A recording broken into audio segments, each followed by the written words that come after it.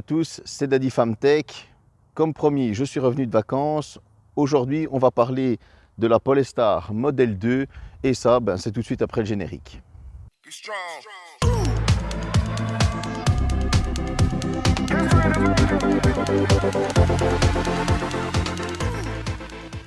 Alors, Polestar, c'est quoi? Polestar, c'est une filiale de Volvo en accord avec Genly. Pourquoi? Parce que c'est le designer de chez Volvo qui se sont occupés du véhicule et elle est fabriquée en Chine. C'est un véhicule 100% électrique, parce qu'on parle de technologie sur la chaîne. Ici, on va avoir le modèle le plus gros, c'est-à-dire le modèle Sport, avec 408 chevaux, 660 Nm de couple. Il y a trois différents modèles, un 208 et un 232 chevaux. Pour ce véhicule, on aura forcément toutes les options. Il y a certes certains petits défauts que moi j'aurais trouvé, comme il manque le cuir par exemple, mais ce n'est pas vraiment gênant. Ensuite, le gros avantage de cette voiture, c'est que à l'NCAP, elle a eu toutes les étoiles. Ça veut dire que niveau sécurité, on est au maximum, avec une protection de plus de 90% du conducteur et de plus de 89% pour ce qui est des passagers à l'avant comme à l'arrière. C'est un véhicule qui est 100% recyclable et les matériaux à l'intérieur recyclés. C'est un gros avantage niveau écologie, surtout quand on parle d'un véhicule électrique.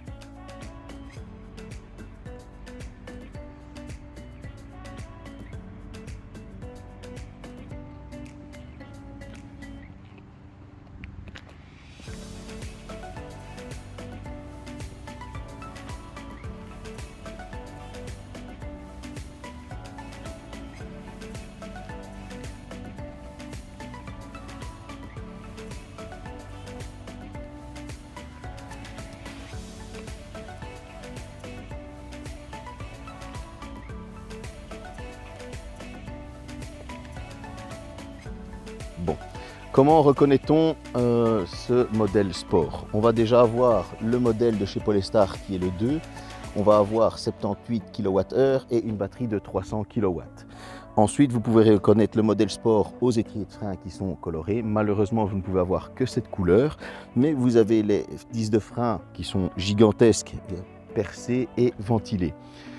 Si on se rapproche des rétroviseurs, vous allez remarquer que le miroir est intégré à la coque, ce qui donne un effet beaucoup plus sportif et beaucoup plus aérodynamique.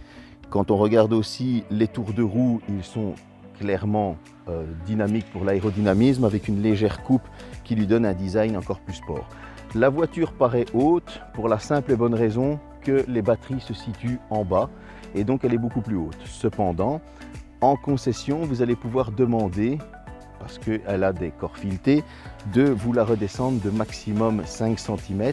Par contre, vous pourrez choisir, à chaque fois que vous allez au garage ou le faire vous-même, de choisir la dureté de la suspension, soit plus souple, soit plus dure, pour qu'elle tourne beaucoup plus à plat ou qu'elle amortisse mieux les chocs. Et ça, vous avez 22 réglages au niveau de l'amortissement pour tout ce qui est souplesse et dureté. Si on revient vers la face avant, on remarquera que le design n'est pas laissé pour compte au niveau des phares. Pourquoi? Parce que vous avez plus de 84 LED. Donc même si vous mettez l'éclairage au maximum, vous n'allez pas éblouir les autres véhicules, pour la simple et bonne raison que la voiture va détecter qu'il y a des véhicules qui viennent en face et va adapter sa luminosité à la route pour justement continuer à vous éclairer au maximum les routes, comme en France par exemple, qui sont beaucoup moins éclairées, mais que les autres usagers n'auront pas un éblouissement. Vous allez retrouver la caméra face avant, parce que la voiture a des caméras pour avoir une vue de 360 degrés. Si on regarde la calandre, forcément c'est une calandre qui est designée mais ouverte, pour continuer à rafraîchir tout ce qui est à l'avant. Sur ce modèle, vous avez deux moteurs électriques et c'est un 4 roues motrices pour pouvoir décoller directement. Quant aux pneus, les pneus été, ils sont presque au niveau du semi-slick pour accrocher directement à la route. On va aller faire un petit tour du côté du coffre et ensuite on ira faire un tour en voiture.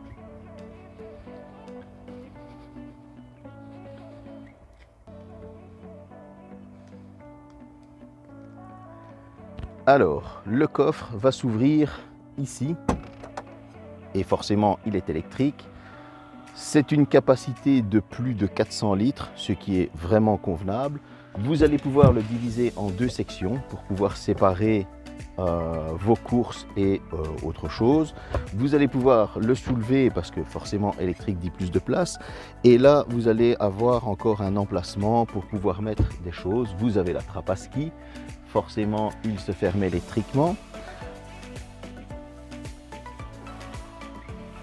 Donc, on va remarquer le design particulièrement sexy de l'arrière. Vous voyez qu'elle se ferme entièrement.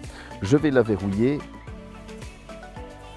Et si on appuie pour la déverrouiller, vous allez remarquer que la manière dont ça s'allume est particulièrement vraiment bien faite et futuriste. Et moi, ça, j'adore.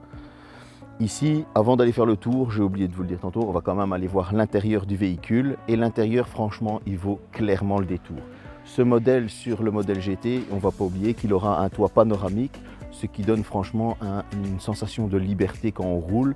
On va pouvoir voir beaucoup plus de décors autour de nous. Mais bon, ça, c'est simplement l'option du panoramique que tout le monde connaît. On va passer à l'arrière en premier. Alors, à l'arrière, si je me mets dedans, hop, voilà, 2 personnes de mon gabarit vont clairement tenir. Il faudra vraiment que ce soit un enfant. Moi, je la considère plus comme une 4 places que comme une 5 places. Vous allez remarquer le petit détail des ceintures jaunes qui donne un effet complètement sport. Et ça, c'est super sexy aussi. Franchement, moi, j'adore. Les ventilations sont dirigeables. Vous allez avoir les sièges chauffants aussi à l'arrière sur ce modèle sport qui sont là.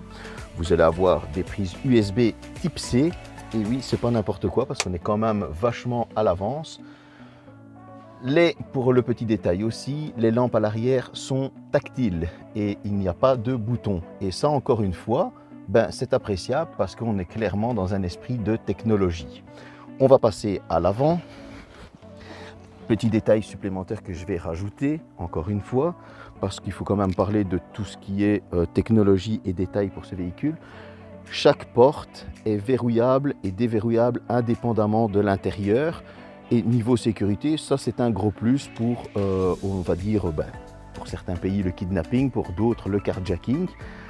Parce qu'en général, sur un véhicule, vous n'avez que le verrouillage et déverrouillage que sur la porte conducteur. Si on passe à l'avant, déjà là, on va remarquer que les sièges sont électriques et à mémoire. On va remarquer qu'on peut verrouiller et déverrouiller. Vous allez pouvoir voir les vitres électriques, forcément, rétroélectrique rabattable. Ensuite, petit détail, encore une fois, sur la ceinture qui est jaune. Si on vient ici, vous allez voir since 1959. Et ça, c'est l'année d'introduction de la ceinture 3 points chez Volvo. C'est un détail qui est peut-être insignifiant pour certains, mais moi je trouve que historiquement et pour la marque du véhicule, c'est important de le rappeler. Je vais vous montrer aussi le petit compartiment de devant. Voilà. Comme je vous disais, vous avez un petit compartiment de rangement à l'avant pour tout ce qui est différents câbles de charge à la maison. Un autre petit compartiment ici. La qualité de finition est claire. Moi, personnellement, j'aurais aimé une moquette ici en plus. Ça aurait fait un peu plus joli, mais ils font exactement le même chez Tesla. Il faut dire le véhicule est déjà lourd en lui-même. On ne va pas lui reprocher encore, on va dire 200 grammes pour une moquette. Alors, ici, on est clairement dans un cockpit d'avion. Je vous explique. Quand on voit le levier de vitesse qui est franchement trop beau, on n'est pas sur un levier de vitesse type américain, on est sur un levier de vitesse qui fait sport, petit, il tient bien en main, il est rétroéclairé LED avec l'insigne Polestar. Je vous raconterai une petite anecdote sur l'insigne Polestar. Vous allez avoir en simple bouton les feux de détresse, le dégivrage et pour tout ce qui est ventilation de la vitre avant. Tout le reste, c'est du tactile. Vous allez avoir une tablette de 11 pouces qui est entièrement Google, Android. Il faut bien rappeler que quand vous achetez ce véhicule, elle est 4G et c'est compris dans le prix, il n'y a pas d'abonnement à payer et ça c'est un gros plus. Elle est entièrement Google. Il va y avoir prochainement une mise à jour pour choisir Google ou Apple. Elle est forcément avec l'assistant vocal de chez Google. Mais le gros plus, comme c'est un véhicule électrique, lorsque vous allez choisir une destination avec Google Maps, le Google Maps est directement relié au véhicule. Et là, il va vous donner, j'ai chaud, je suis désolé, il y a du soleil, il va vous donner l'autonomie restante de la voiture, il va vous calculer où vous pouvez vous arrêter pour recharger le véhicule. Ça, c'est encore une fois un gros plus. Le tableau de bord qu'on a ici en face et le compteur est 100% digital. Vous allez pouvoir avoir différentes données du véhicule. Il faut l'allumer bien sûr pour voir. Vous allez pouvoir voir le GPS, ce que vous écoutez en musique. Alors, autre petit détail, vous allez voir que vous avez Spotify. Spotify est directement intégré au véhicule quand vous l'achetez. Encore une fois, c'est un gros plus avec la 4G. Pour moi, j'ai envie de dire un gros bravo. La tablette de 11 pouces est entièrement tactile forcément, mais encore une fois, elle est totalement simplifiée. Pour la simple et bonne raison que ce sont de gros boutons.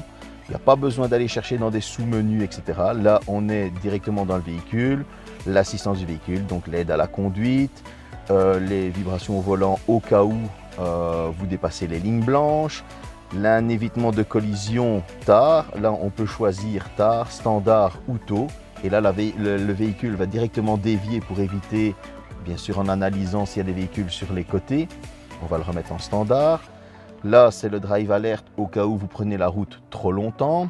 Pour la charge, vous pourrez choisir à partir de quand il faut la charger, la limite de charge. Voilà. Vous pourrez choisir aussi le nombre d'ampères.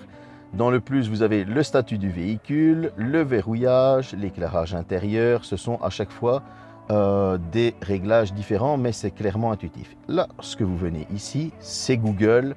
Et là, vous allez pouvoir avoir différentes applications qui sont répertoriées dans des dossiers. Comme vous pouvez le voir, la radio, Spotify, mais vous avez la Google Store qui est ici, le Play Store.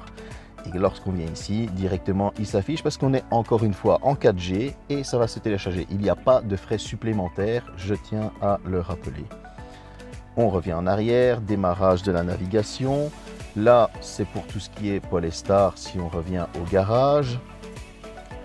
Ici, on est dans les réglages du véhicule et là, vous allez pouvoir choisir le réseau Internet, Bluetooth, le son, l'expérience audio. Voilà, l'expérience audio, on a pour tous, l'avant et l'arrière. Vous pouvez choisir le surround on ou off. On revient en arrière, la tonalité d'égaliseur, pour choisir, le volume. Alors, on a l'assistant vocal, les applications de notification, Google, le système. Clairement, elle est intuitive et elle est simple d'utilisation.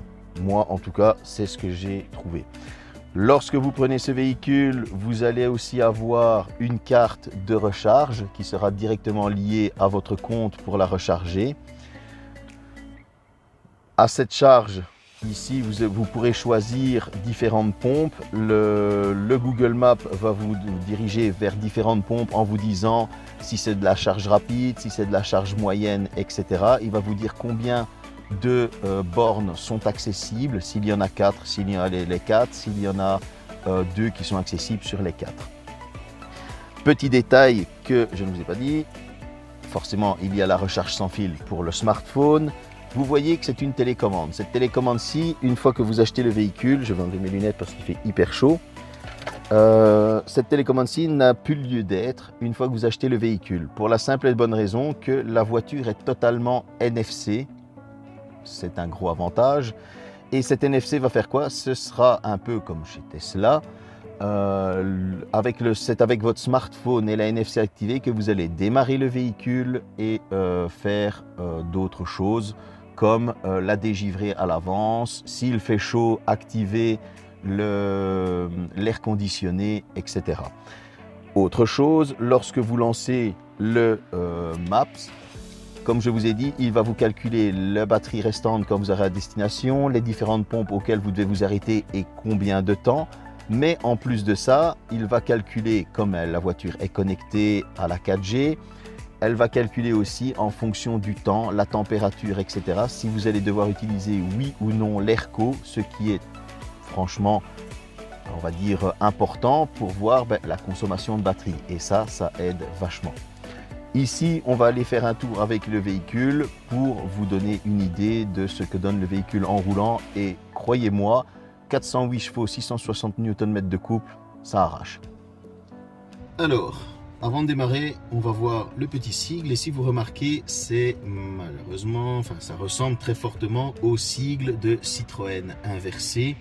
Et du coup, en France, il y a un petit conflit avec Polestar qu'ils sont occupés à résoudre. Moi, je vois pas le problème parce que j'arrive à distinguer totalement le sigle de chez Citroën et le sigle de Polestar. Donc, pour ma part, je vois aucun souci. On passe le drive. Ici, nous sommes en mode sport. La voiture a 3 modes. Vous pouvez désactiver certaines fonctions. Je vais vous montrer quand elle accélère. Vous allez voir à ma tête qu'on est collé au siège la première fois et puis on filmera la seconde fois quand j'accélère la face avant pour vous montrer l'accélération. Je suis à l'arrêt, c'est un départ arrêté. Comme ça, vous allez pouvoir voir la différence. Je mets pied au plancher directement.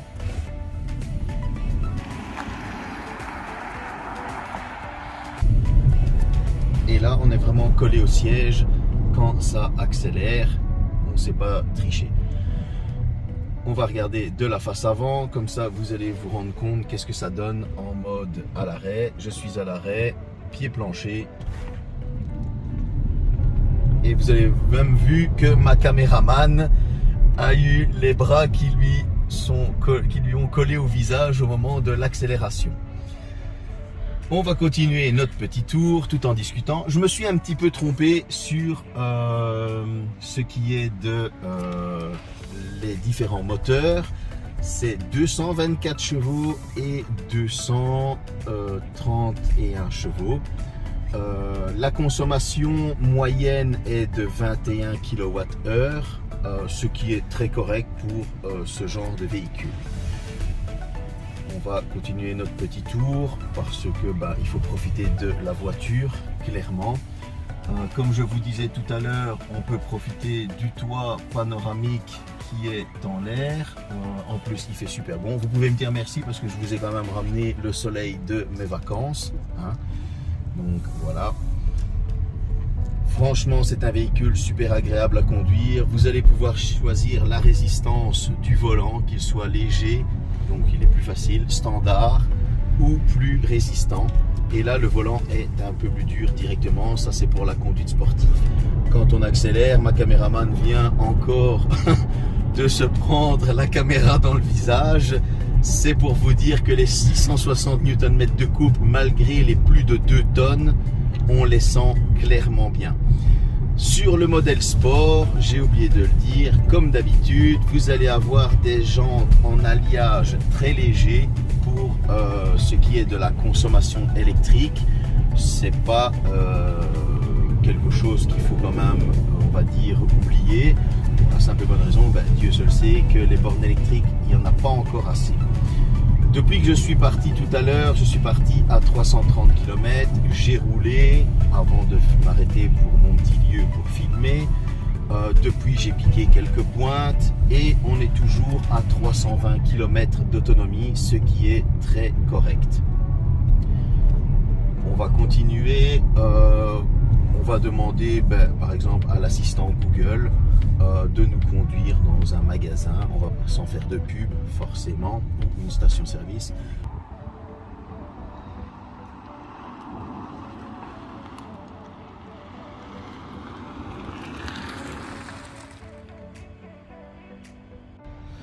Alors, on va demander à Google de nous conduire à une station de recharge.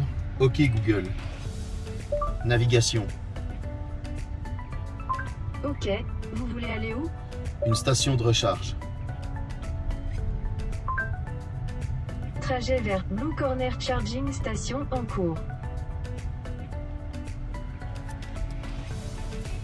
Et voilà, il vous trouve une station de recharge la plus proche, forcément, pour recharger le véhicule. Forcément, je ne vais pas y aller parce qu'on est encore à 77% d'autonomie, mais c'était pour vous montrer l'efficacité de Google. Attention qu'il faut bien utiliser les bons mots parce que malheureusement, moi ça m'est arrivé de ne pas utiliser les bons mots et elle se plante comme tout assistant vocal. Ok Google, stop la navigation. Arrêt de la navigation.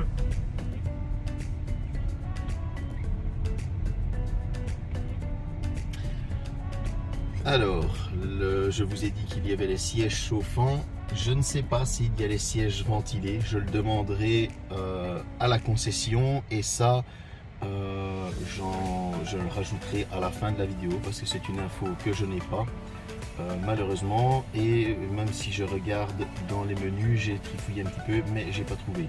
Peut-être que si je viens ici, vous avez le volant chauffant, les sièges chauffants, mais il n'y a pas l'option ventilation. Donc du coup, je ne sais pas vous renseigner, je demanderai au garage si on peut l'avoir. On va continuer notre petit tour et ensuite j'irai rendre le véhicule. En tout cas, moi, c'est un véhicule qui m'a clairement plu. Pour la simple et bonne raison que la récupération d'énergie, c'est un véhicule qui m'a plu aussi parce qu'il a clairement ce qu'on appelle de la gueule. Il a une gueule vraiment futuriste, il a un cul magnifique ce véhicule. Il n'est pas trop bas, pas trop haut, il s'adapte, comme je vais vous dire, aux routes de merde de Belgique. Ici on est en Flandre, donc forcément en Flandre on a de belles routes, la Belgique est divisée en deux. On a les belles routes flamandes et on a les mauvaises routes wallonnes. Le gouvernement wallon, pour tirer mon petit coup de gueule comme je fais toujours, ne fait pas son taf. Donc voilà, mais en tout cas, ce véhicule tient excessivement bien la route, il a de la pêche, ça fait super plaisir. Niveau du prix, à combien on va se situer avec ce véhicule? Alors, pour ce véhicule, tel qu'il est ici, nous sommes à 66 000 € hors ristourne, je le dis bien, donc, mais il est full, il n'y a plus rien à rajouter. Toutes les options sont dedans, que ce soit la 4G, Spotify, l'autopilote, tout est dedans. Il n'y a rien à rajouter. On est à 66 000 € hors remise, je dis ristourne mais c'est remise. Donc voilà, à ça vous devez rajouter certaines remises. Forcément pour les professions indépendantes, il y a le 100% déductible fiscalement.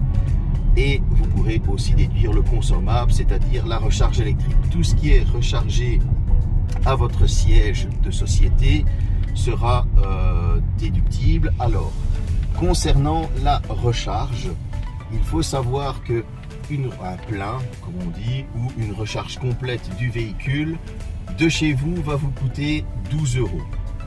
Une recharge complète en station va vous coûter 17 €. Pour la simple et bonne raison que Polestar vous fait la kilowatt à 37, ce qui est franchement pas cher du tout. Alors on est loin des blabla et légendes urbaines qu'on vous dit que la recharge électrique coûte plus cher qu'un plein de diesel. C'est totalement faux. Je le répète, on est à 12 € de chez vous avec une borne rapide et on est à 17 € en station. Même si vous avez avec ce véhicule une autonomie de 400 km réelle, parce que bon, il y a l'autonomie qui est déclarée, mais on n'est clairement pas à ça, qui dit 480 km, mais on est plus à 400 km. Même si vous devez la charger 2 fois, ça va vous coûter 34 € en station. Un plein de diesel à l'heure actuelle vous coûte le double pour n'importe quel véhicule, sauf vraiment une petite citadine. Mais donc franchement, il y a une belle économie à faire. Et voilà, c'est indéniable. Il faut, quand les faits sont là, les faits sont là. 17 € x 2, 34 € pour 800 km d'autonomie, on n'est pas cher. Chose que je me suis trompé, il y a bel et bien le cuir sur ce véhicule, mais un seul coloris. Je me suis mal exprimé tout à l'heure. Le seul coloris est un beige et moi, il ne m'a pas plu du tout. Je trouve que les tissus sont beaucoup plus beaux. Et là, vous avez divers coloris. Tout est compris dans le prix, la couleur, etc. Mais il y a bel et bien le cuir, mais c'est un cuir beige et moi, j'ai pas super apprécié. Surtout que j'aime bien les couleurs noires extérieures ou blanc. Et voilà, je trouve que ça se mariait pas bien avec le noir comme le blanc. Voilà, entre temps, je fais mon petit tour, j'ai réfléchi. On parlait du cuir juste avant qui est beige et là on est tissu, mais c'est du néoprène. Donc c'est ce qu'on utilise dans les combinaisons de plongée pour tout ce qui est régulation thermique de la personne. Donc voilà, ça ainsi vous avez encore plus de détails.